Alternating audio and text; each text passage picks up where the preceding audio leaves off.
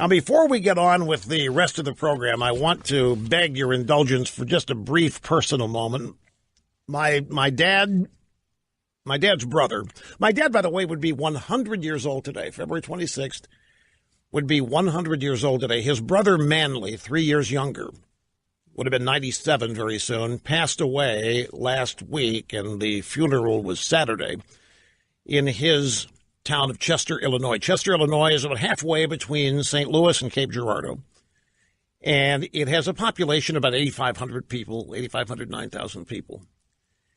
And my Uncle Manley was the epitome. You know, when I talk about people who make the country work, my Uncle Manley was the epitome of that person, he and his whole family. At the funeral on Saturday, everybody there had been taught. He was a biology and science teacher in high school. And you know what else? He drove the school bus before school, and he drove the school bus after school. So he got the kids to school, he taught them, and then drove them home after school.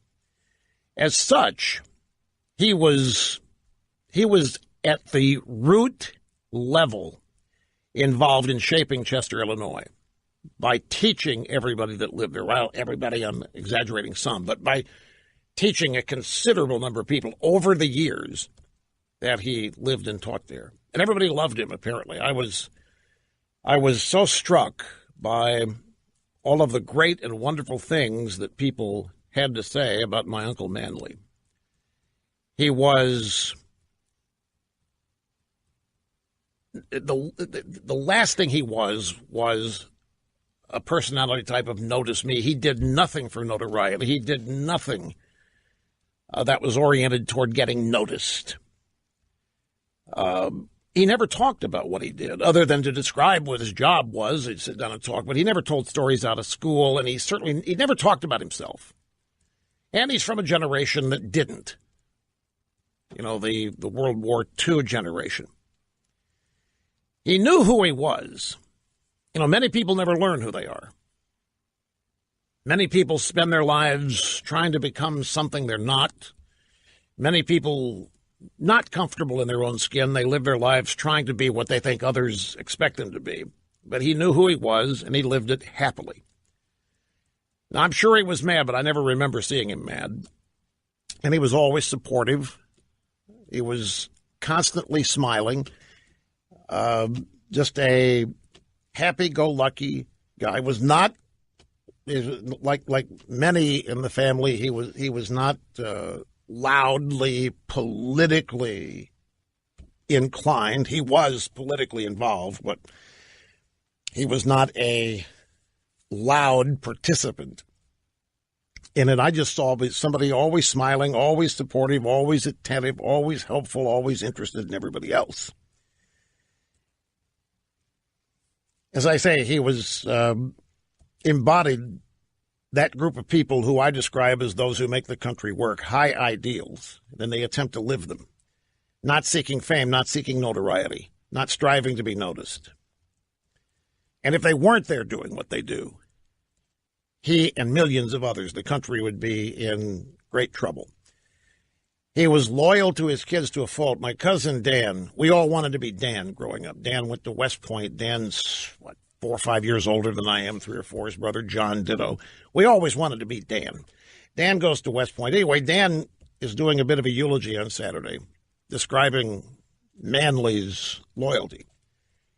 Dan said he didn't remember a time after a football game, after a baseball game, any kind of high school event. He doesn't remember a time where his dad was not encouraging.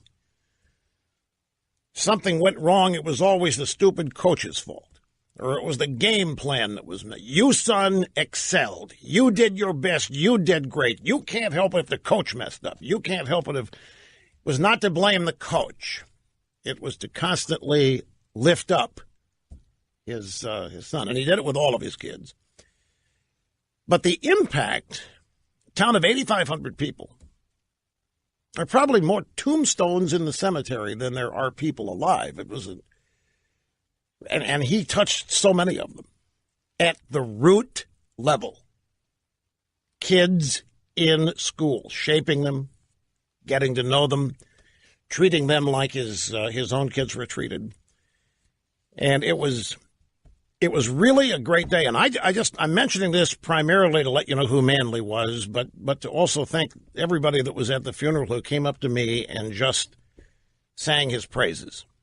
It was, Manley was loved apparently by everybody. You realize how few of us will ever be able to say that about ourselves? I know I'll never be able to.